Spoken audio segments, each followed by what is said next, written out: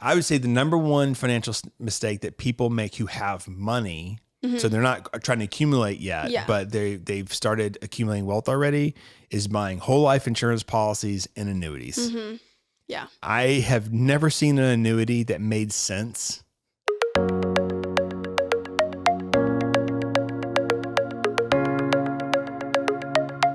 Welcome to a Wiser Retirement Podcast. Are you curious about the top financial mistakes people make and how to avoid them? I'm Casey Smith. Today, I'm joined with Grace Kennedy, a financial planning associate with us. Each week, we bring you practical advice on retirement, investing, and planning for your financial future. Don't forget to subscribe to the podcast wherever you're listening. Let's get started.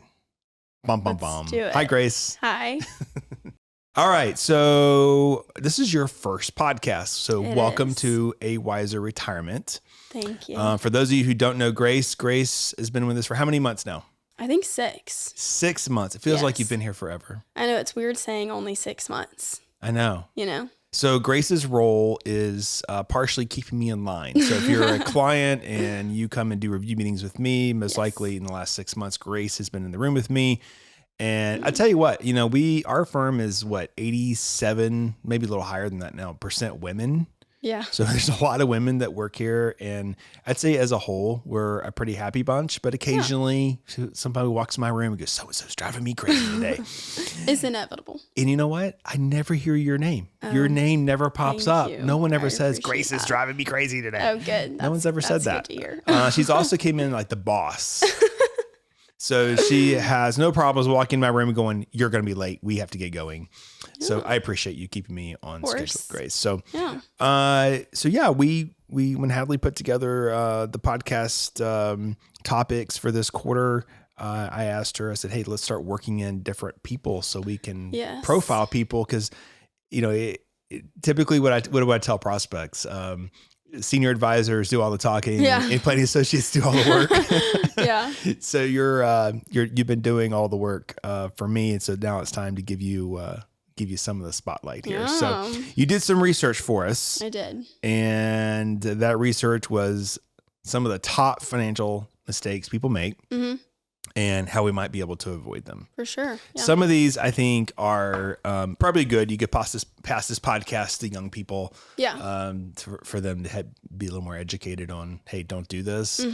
You came up with your list. I added one thing to it, which we will hit off at the very beginning. Okay. I think I would say the number one financial mistake that people make who have money, so they're not trying to accumulate yet, but they've started accumulating wealth already, is buying whole life insurance policies and annuities. Yeah. I have never seen an annuity that made sense long term. Yes, it protects you from the downside, but it also eliminates the upside. So you kind of go nowhere. Yeah. Typically they get sold to old widows. Yeah. Because the person selling them has every incentive to sell them, and they're pretty good salespeople. Normally they have the ability to win people's trust. And then occasionally we see young people with annuities, and it's funny, they come in and they're really embarrassed. They're like, well, I have these 2 annuities. They're scared to tell us. I know I shouldn't have done that. Or sometimes it doesn't pop out till the second or third meeting. You're like, oh, let's add that in there. Right? I've got this annuity. Yeah. Of course, immediately we think, oh, they must have just inherited it or something. And that's not the case. They got sold a product. A lot of times the salespeople will play the people's fears, but you're not going to make any money in a product that caps your upside. So you get capped to the upside. We've had 2 20+ rate of return years in the S&P 500, and these products typically cap out around 6%. Yeah, you're not seeing that exactly. Yeah. And of course you may have downside protection, but 7 out of 10 years are positive years in the market. So you just have to weather through those 3. Definitely, yeah. And we're looking at no way you're ever going to keep up with the average of the market. And in fact, honestly, you can create your own annuity. Yes. Which we talk about a lot. Yeah. You need to talk to people who are smart about this kind of stuff and say, look, if you are really concerned about the market falling apart and you have all these fears, you really just need 3 buckets. You need a cash bucket that could be 5 years worth of cash. You might put 10 years worth of expenses inside. short-term U.S. Treasury bonds. Those are really secure. Mm-hmm. And then the rest you can put in to like something like the S&P 500, and basically you just built your own annuity product. Annuity, yeah, exactly. You have the dividends from the stock, you have the growth to keep up with inflation, you have income from the bonds, and then your cash now you should be getting around 4.25 for now. Mm-hmm. That'll go away, and Yeah. that'll be more of a challenge in the future. But yeah, I for the advisors that are collecting 10% commission on these things, you lock up your money for 14 years. Just doesn't. Yeah. It just doesn't make sense. And then exactly, the whole life side, it's very expensive. When I see young people have whole life policies, doctors are really preyed upon, young doctors for whole life policies. Yeah. And let's see, we've had a couple of cases where young people are putting $3,500 a month into a whole life policy. We had a pilot that was told not to contribute anything to his 401k plan, that he should put in $6,500 a month into a whole life policy, because you could be your own bank and borrow from yourself tax free.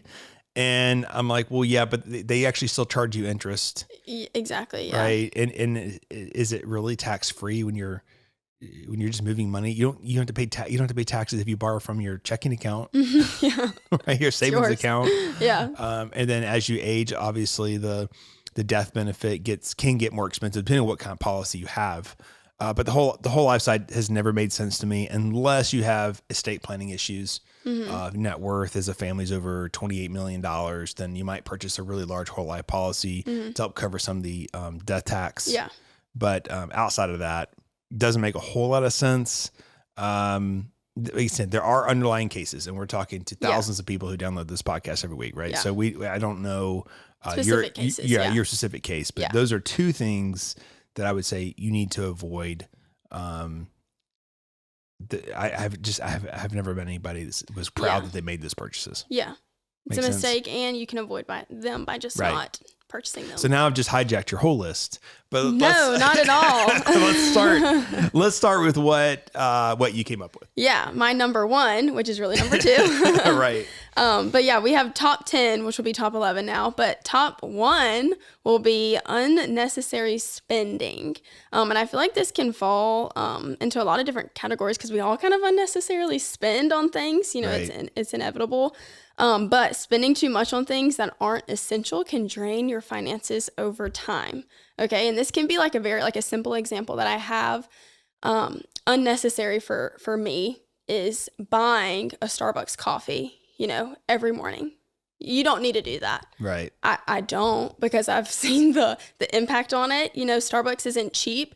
Let's say I want to go get my brown sugar oat milk shake and espresso, which is my favorite drink. Okay. It's a mouthful. How do they fit that on a menu? I don't know. I get, tongue tied trying to say it to them. They're like, we know what you mean. I'm like, okay, thank you. It's a $6 drink.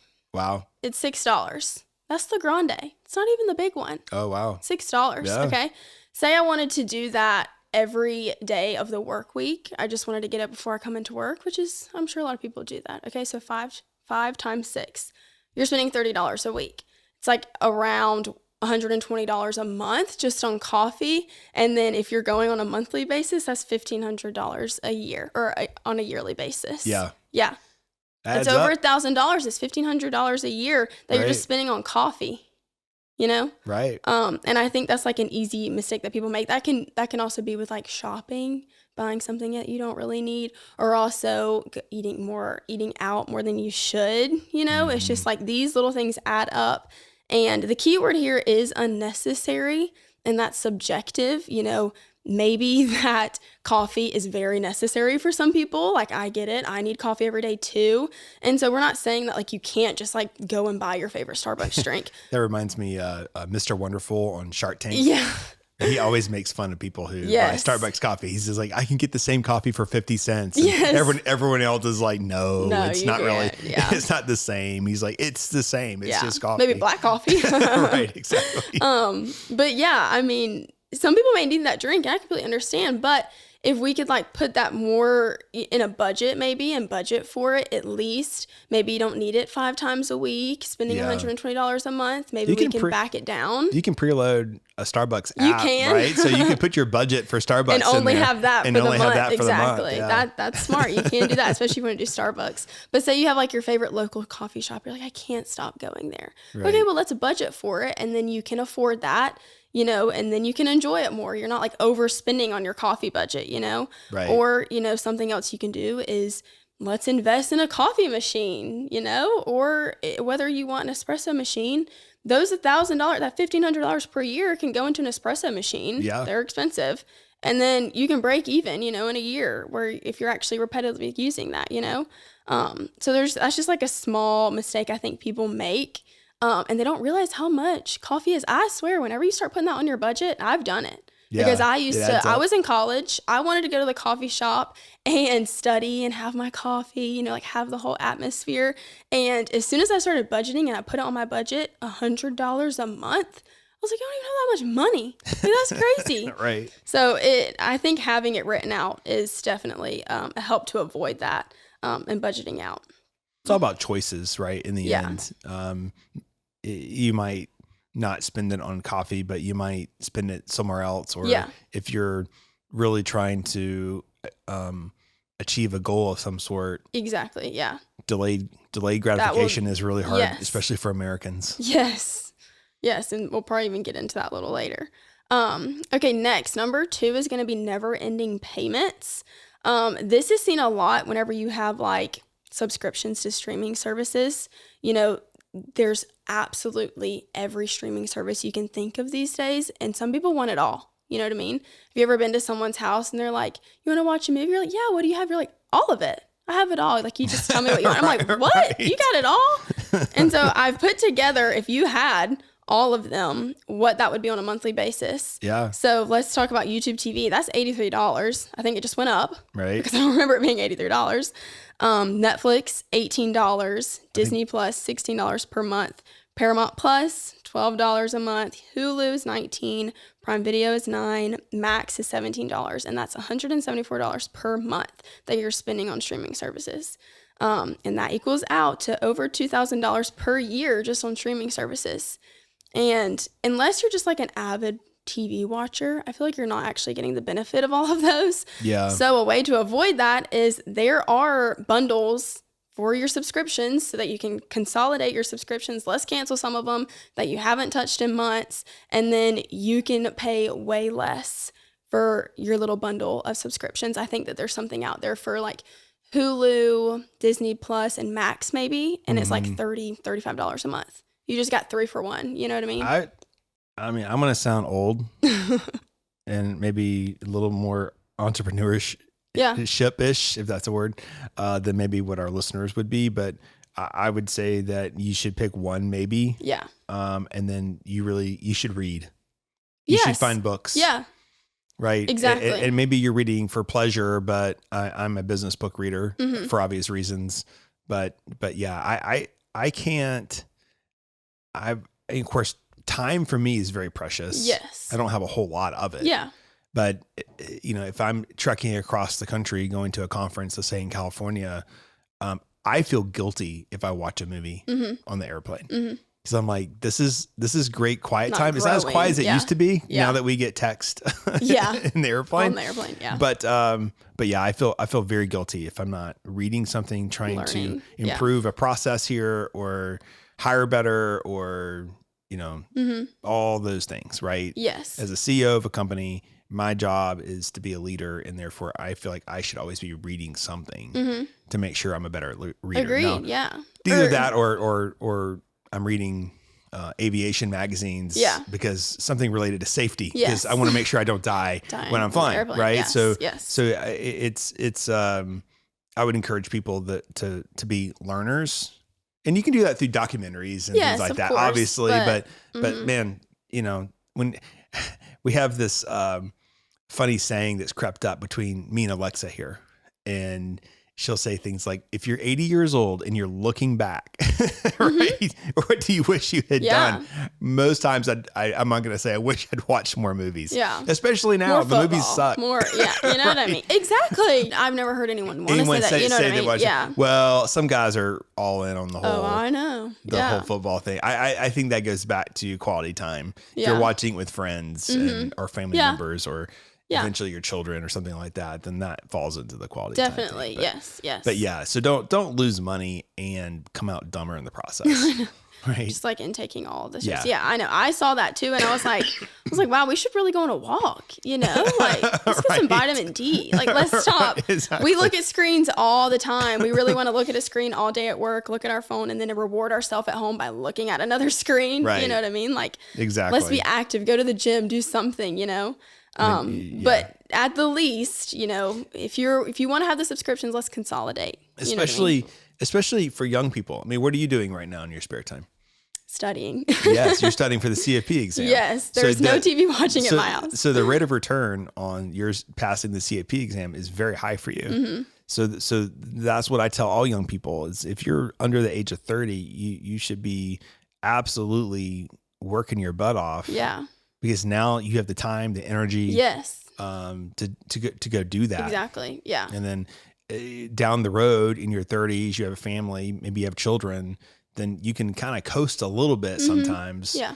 And because you put all the work in for the first decade of your career. Exactly. Yeah. Most people don't understand that. So that goes back to why are we sitting here watching movies and you know. So anyway, for me, movies are when I'm sick, I can't sleep. Yeah. Then maybe I'll catch up on some movies. Exactly. But this is number 2 on the list. So it is. Apparently absolutely. It's an issue. Right. Exactly. Number 3, moving on to number 3 is living large on credit cards. That actually kind of rhymes. That's funny. Living large on credit cards. Overusing credit cards for lifestyle expenses leads to mounting debt and high interest payments. Amen. I mean, that is so many people do this. Right. I feel like.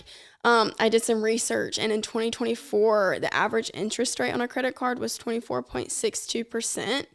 It's 25%. Okay. Yeah. On a credit card. Right. That's crazy. Interest. Yeah. Yes.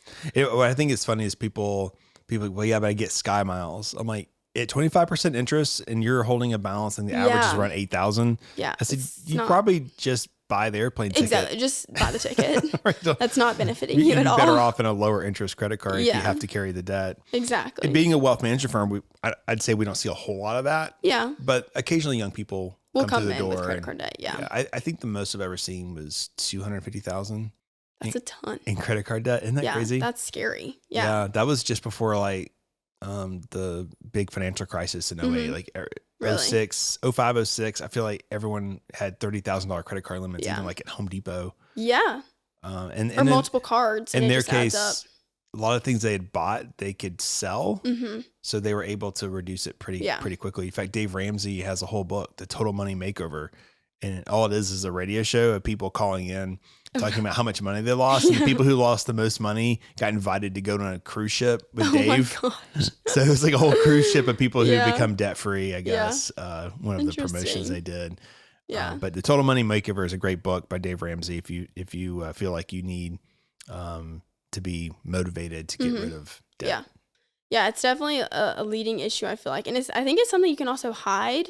You know what I mean? Like a lot of people that may have like giant credit card debt may not want to come into a financial planner because we're going to make them, let's pay off the debt. And that it's hard, especially on a credit card with that kind of interest rate. It's hard work. Yes. Like it's hard to catch up and get ahead of that. But, you know, like we were saying, whenever you do make a purchase on a credit card and you can't pay it off at the end of the month or you don't pay it off at the end of the month, that is detrimental because it's just going to keep on going and going. And it's like, how do you catch up if you didn't have the money in the first place to pay it off or pay for it? Right. You put it on the credit card. How do you eventually, catch up and make those payments? Like you have to work really, really hard. So it's better just not to get in that situation. Yeah.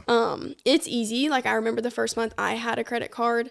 I was in college. I was trying to be responsible actually and like start getting a credit score. Mm-hmm. And, I remember I like looked at my credit card balance and I was like, okay, my limit was like $1,000. It's not like I put a lot on there, but I also was in college with no income. Right. I look at my bank account and I was like, something's not adding up. Right. Like rent was due coming up. I mean, it was not a good situation. Thankfully, I had like the Discover card that has like the 18 months where it like doesn't. Oh, right. So that saved me. But I'm like, think of not having that. And so many people will just spend on the credit card, not even realize it. But ways to avoid that, because that's what we're trying to avoid. Number one is creating a detailed budget. Just knowing where your money's going and knowing how much money you actually do have to spend in a month is very important. Monitoring your credit card transactions. And when I say that, I mean like open up the credit card app and look at your balance. So many people I think are scared to look at it. They're like, oh, I've been swiping all month. Like, I don't want to look at it. Like, open it up. Let's look at it. Look at your expenses. Look at the transactions. Let's put it down on your budget to see like, oh, I kind of overspent there. We need to stop. Let's slow down. I can't spend any more this month. Lower your credit limit. Sometimes if you struggle with this, you might even look at logging in on a weekly basis and just paying the balance owed. Yeah. Paying it more frequently. Like, don't wait till the end of the month. That is true. Correct. So you can stay on top of it. That's a good idea. Lower your credit limit and then the amount of cards that you have. If you have an issue with like carrying a huge balance, lower the credit limit or just cut up some cards, like if you have multiple that have like tiny little, limits on it, just cut up some so that you don't even have the desire to want to go and spend it. It's going to take a lot of discipline to get rid of credit card debt. I mean, you typically don't want to you don't want to carry a balance greater than 30% of your credit limit. Mm-hmm. So lowering your balance is good in practice, but you also want to protect your credrit. Yes. But I would say it's better to hurt your credit a little bit by cutting the balance down, even if you're right at the max, and be eliminating debt or put safeguards for yourself than it is to be focused on the credit score number. Exactly. Yeah. But a lot of people don't even know that rule either, the 30% rule. Right. They're building it all the way up to their credit limit, and that's still hurting their credit. You know what I mean? Like correct. If you use more than that 30%, that's still hurting you. That's right. And people don't even realize that.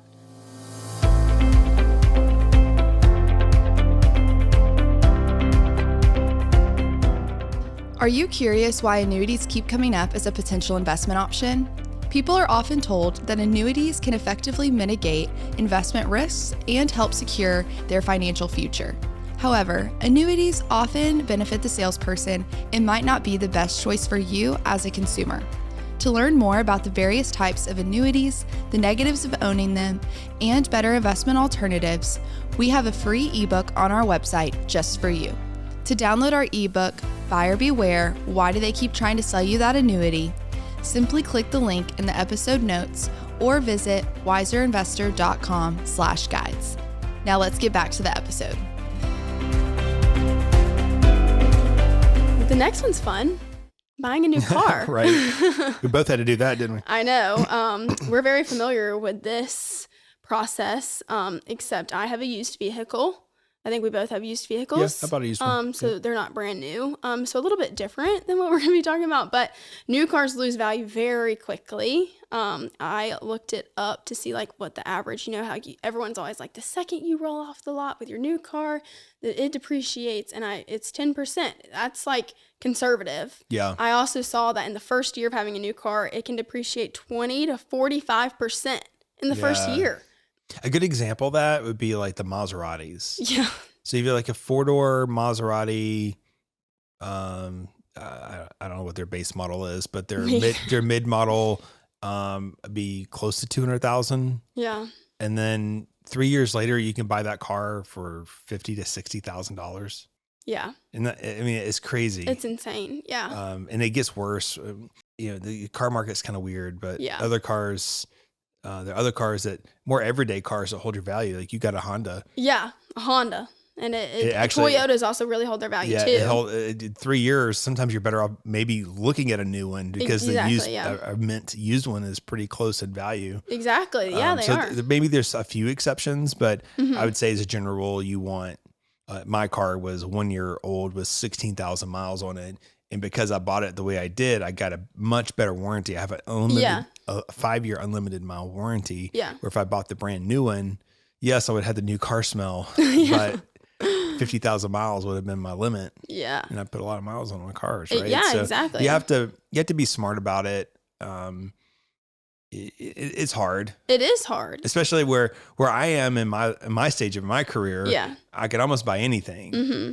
And it's like, let me be disciplined. What happened to me was I'd picked out a car, I got there and they sold it out from under me. Yeah. And so I was looking at this one that was, it was a nice one. It was the one in the showroom. Mm-hmm. And I was like, oh man, that's an awesome car. I'd love to have that car. Yes, it's hard. And then finally I was like, this is not responsible. Like in 2 years, this is going to be just as used as any other car. Exactly. Yeah. So yeah, just go ahead and get the just got to make smart decisions. Now some people though, their cars are their hobby. Mm-hmm. And there could be some exceptions there. I mean, we're not saying never buy a new car. We've had clients that buy very nice brand new cars, but they don't have country club memberships. They don't have second homes. They don't have. They can afford it. Paid in cash. They go to the car meets, right? I mean, this is a big deal for them. Yes. But I would say as a general rule, if you're a young person, you want to be driving something that ideally is paid for. Yes. And you want to find something that's reliable transportation. Yes, exactly. That's how you need to think about it. Yeah. And I think this is where it kind of falls, is a lot of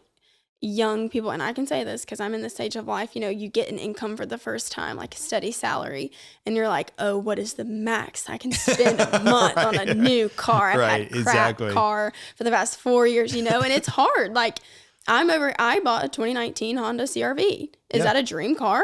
I would say no. Like if I wanted it, if that was not my handpicked, yes, that's her, no, that's not what I did. Like, but of course I was trying to be smart about it. Like what can I afford? I probably could have spent a lot more and been crying every month paying the bill on it. But an example of like how much a car really depreciates and kind of like where the values lie is, let's say a brand new Honda CR-V, okay, which those look good. I actually wanted one of those. Right. They just created the new body of it. Looks so good. And I was like, oh my gosh, like, let me look at it. Let me just, why not? You're just car shopping. $35,000 for a mid-size SUV. Right. And I was like, that's out of my price range. That's crazy. It's like, can't afford that. Okay, so let's use $35,000 car, Honda CR-V. After you've sat at the dealership for 5 hours, you get your bill of sale, tax tag, title, dealership fees, all the things that add up to a very sad number at the bottom of that piece of paper. Right. Let's say it's $40,000. Okay. We're going to add on $5,000. I feel like really it would be like 38, 39, but for math, let's do 40. Okay. We're going to put down 20%, which is just a standard rule of thumb. That's $8,000. Okay. You go and get a loan for $32,000. Then you're like, yay, I have the loan. Here's the check, dealership. Let me take my car. You are leaving the dealership with your $35,000 car. Statistically, like I said, it's 10%, loses its value the instant it goes off the lot. Okay, now your $35,000 car is worth $31,500, and you just got a loan for $32,000. So you have a loan that is worth more value than your car is at this point. Right. And it's brand new. It's brand new. Yeah. No miles on the thing. Yeah. Like that's crazy. It'll continue to depreciate. Exactly. First year, 20 to 45%. Like, and you're not paying that much down on it on the car. Correct. So we're not saying don't buy new cars. I mean, if it's in your budget, of course, go for it. But a lot of used cars have already taken that like first hit. Your car's still going to depreciate, cars depreciate. It's a depreciating asset, but at least it doesn't take that initial certified hit. Pre-owned. If the manufacturer has a program, certified pre-owned is the way to go. Is probably the closest thing to new. And I will say that SUVs and minivans are hard to buy used because if there's kids involved, they've been beaten to death. Crown marks on it, dude. Yeah. Right, exactly. Yeah, it's all relative. It depends. Okay, moving on from cars, let's go into homes. Yeah. Okay, we go from spending too much on a car to spending too much on a home. That's hard. You spot these people. They have really nice cars, really big houses, and no furniture. Exactly. They can't furnish the home. Right. And that's where I'm getting at. Like a lot of people go house hunting and they're like, okay, what mortgage can I get? What payment can I afford on a monthly? It's like, okay, let's think about all the other stuff that comes with buying a home. The taxes, the maintenance of just having to have, let's mow the lawn. We would like a mower, to be able to mow the lawn. Right. You get in your new house. Let's say you can furnish it, but then all of a sudden the back porch is falling apart on, you know? Right. And it's like all these little things, unexpected expensive of owning a home that people don't think about. And that can really hurt you financially, just overextending that budget, because that's something that you have to pay every month. It's not like you can just stop paying your mortgage. Right. And so. Or a mortgage so big that you don't have enough in emergency reserves. Exactly. If you lost your job for 6 months. Yeah. To be able can you pay for the home? Keep paying the mortgage. You know? Exactly. So 22% of Americans identify as house poor, which is basically meaning that they are spending more than 30% of their monthly income on housing, which is, I mean, like, I get it. It's hard. I'm young 20s right now. I would love to own a home one day, but like, you know, they're expensive, especially like in the city where we're at. Like, they do get very expensive. Like we were talking, you can buy $500,000 home and then need to tear it down. You know, like it's hard. I get it. A bit crazy. Yeah. It is, but you can't let go of your budget whenever you're looking. You know, I'm sure no one's gonna sit there and say like, I love my home, but like I'm so house poor. You know what I mean? Like that weighs on you. It almost takes away from the niceness of your home because you can't even afford it and you can't enjoy it. Kind of goes back to, in our planning process, we always want to create like a family mission statement. Yeah. And it goes back to the mission statement. Is your mission statement to own really nice cars and have a big home? No one says that. Yeah. Most people say, I want to build wealth. I want to create a legacy for my family. Exactly. Or I want to create a legacy through assets, or a legacy. No one says that. Legacy through travel is pretty popular, but no one ever experiences. Exactly. Yeah. I mean, we all want to have nice homes. Of course. There's a lot of remodeling that happens, but overextending on a home. The 28-36 rule, which is don't spend more than 28%. Yeah, on your housing expenses, and then the 36%. That's your gross monthly income. Yes, of your gross monthly income. And then the 36% is do not spend, like in your overall debt. Oh, don't have that more. No more than 36%. Exactly, which is funny. I just learned that in my CFP course. I think the average car payment's around $800 now, if I remember correctly. It was pretty high. It could have even been like $1,000 or something. It could have crept up. That's been a few years since I looked at it. But that alone can also hurt you buying a home if your income is not quite right. Yeah, like you're taking away from that monthly income that you have to officially afford a home. Yeah. So the 28-36 rule is important. It's just like a standard rule of thumb. Like, okay, whenever you're looking at your monthly housing expenses, don't let it be 28 more than your gross income. Right. And then looking at all of your debt, if you do have a car payment plus your monthly housing expenses, don't let that be more than 36%. Yeah. It's a good rule of thumb to live by, and just have that in the back of your head when you are home shopping. Correct. You know, I get it. It can be exciting. Yeah. You know, I went, whenever me and my mom were moving years ago, I knew, she was like, oh my gosh, but you can get this, you can get that. Like, it's fun. I get it. But like, you got to think about the monthly expenses. Sure. Okay. So let's say that you do have a home and you're misusing home equity. That is another big mistake. Using home equity for unnecessary purchases rather than investments can hurt your financial stability. So I, of course, have never fallen into this. I don't own a home, so I'm not over here misusing equity. But I feel like this is more common. Like, I feel like we see this sometimes coming in. Yeah, when interest rates were really, really low, people would overspend, and then they would use the home equity line of credit on their home, or refinance their home, take cash out to pay off debts, only to get into debt again. Yeah. It kind of became a vicious cycle. Yeah. Helped kind of trigger the financial crisis with the housing crisis back in 07, 08. There's less of that now, I feel like, just because it's harder, and your interest rate's like 6.25%. Yeah, it's not any better. It's not really an incentive to do that unless you just have to have a large home redo. Exactly. But yeah, home equity. Ideally, you want to get your home paid off by 65. Yeah, when you retire. Yeah. When you retire, so home equity line of credit, if you use it, ought to be temporary, with a easy way. Definitely to be able to like pay it off quick. Yeah. Yeah. Yeah, because that's equity in your home. Like, that is what you own. You don't want to give up that ownership to someone else. Correct. Like the bank. You know, like, you just worked all that time to sit there and do that. Like, you don't want to reverse that and take that back. It's only going to hurt you in the long run. So that's very important. Okay, so next on the list is not saving enough. And I think this is just like a general, this doesn't even have to do with retirement, but just like not saving enough. Like everybody's like, oh, retirement savings, but like, no, you actually just need savings. Yes. Emergency savings. Right. Emergencies happen. Before you have retirement savings, you should have emergencies. Savings. Yeah. Let's get that built up because something is going to happen. So a lack of savings leaves you vulnerable to emergencies and unplanned expenses, which are going to happen. It's not even just like an if. It's going to happen. You want to have that reserve. So I researched that the average saving rate for U.S. household in 2024 was 3.6%. So that's all they're saving of their income. Yep. About 3%. So I think the average person is making, educated person is probably around 45,000, which is crazy. So that would be $1,300 a year. That's your coffee's more than that. $112 a month. So Yeah. that's crazy. Yeah. That's crazy to think.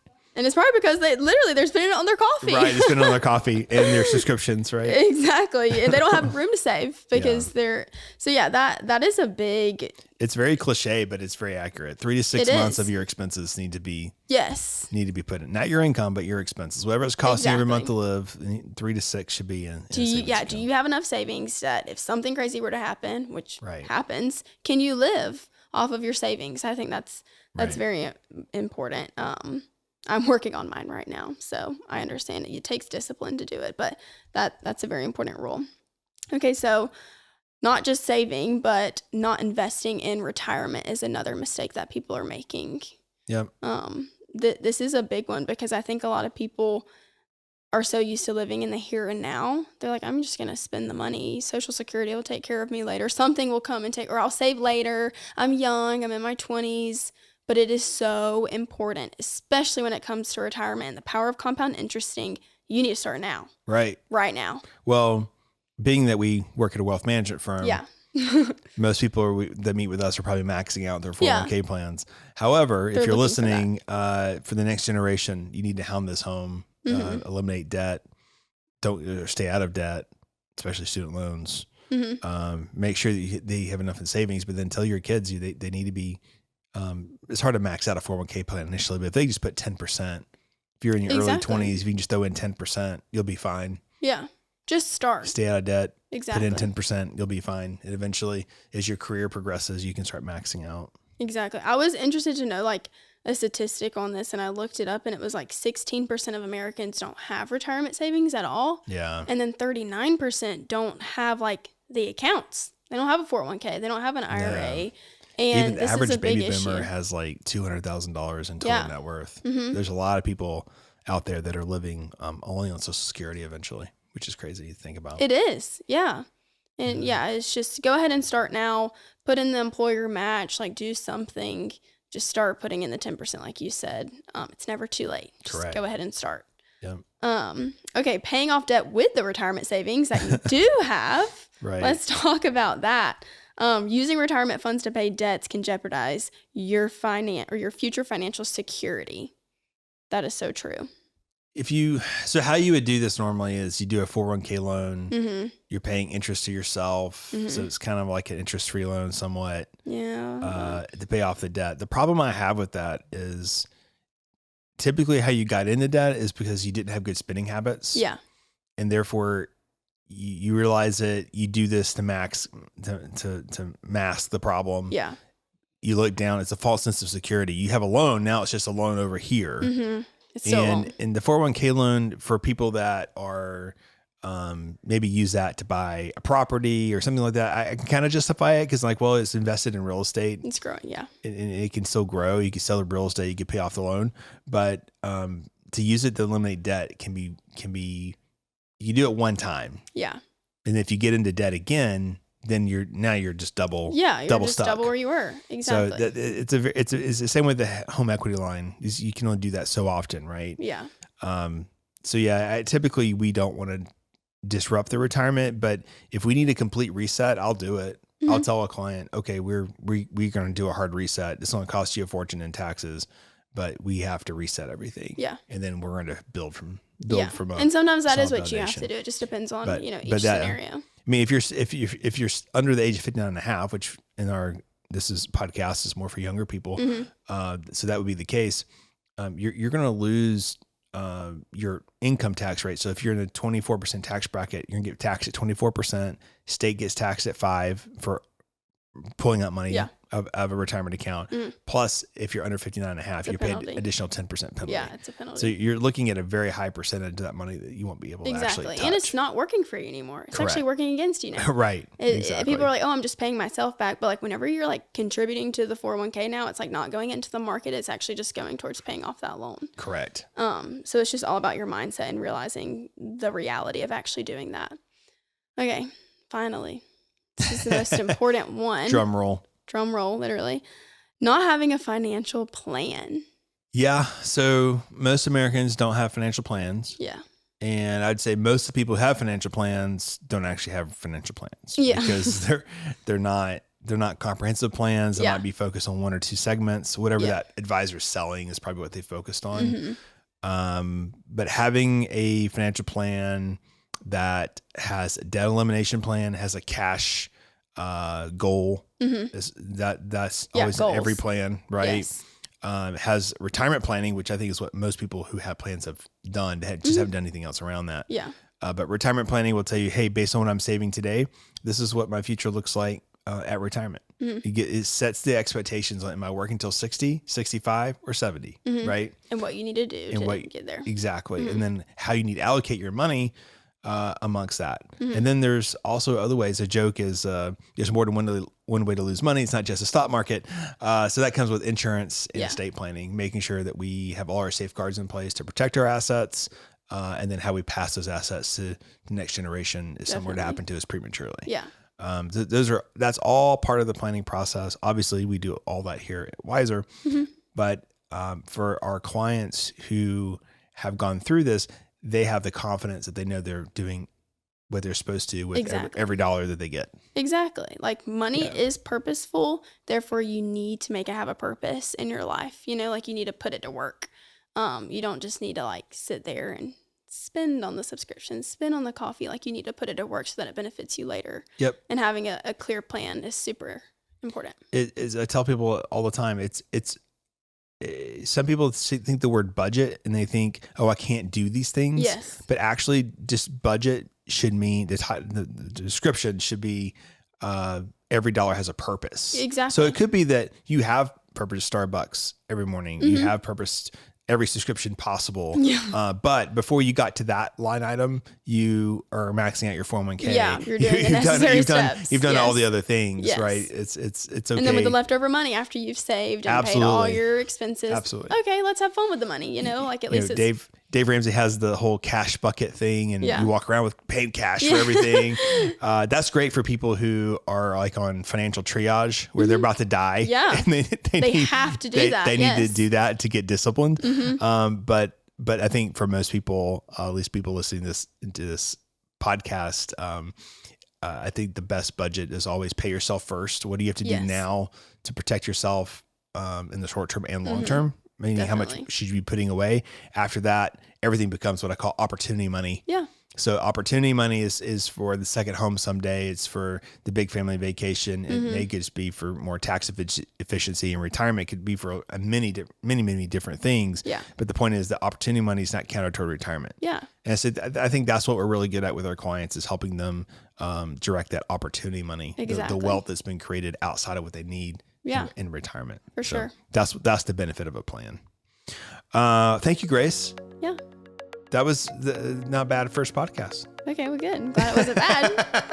That was a very good first podcast. Thanks for listening to today's episode. If you're interested in learning more about Wiser Wealth Management or want to schedule a consultation to meet with one of our fiduciary financial advisors, you can do so by going to wiserinvestor.com. You can also click on the link in the episode notes.